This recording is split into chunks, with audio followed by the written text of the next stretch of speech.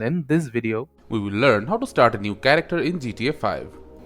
In Grand Theft Auto 5, in order to create a new character, first you will press escape to go to the main menu. From here, click on the online tab. After that, we'll head to the manage characters section, then press OK. Now the character selection screen will load. From here, we can create a new character by clicking on the new character, or overwrite an existing character to create a new character as well.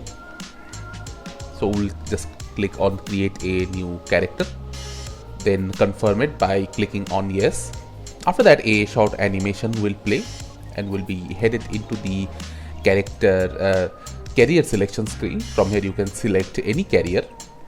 After that, you will be redirected to choose some of your starter equipment, buildings, warehouses, vehicles, and after that you can start your carrier.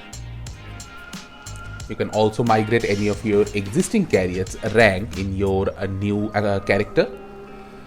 Now you will be directed to customize your character. From here you can select various features of your character, and after the modification is done, you can just click on accept and your new character will be created. So this is how you can create a new character easily in Grand Theft Auto 5 and enjoy. Thank you for watching. Subscribe to our Topical Talks channel for more videos.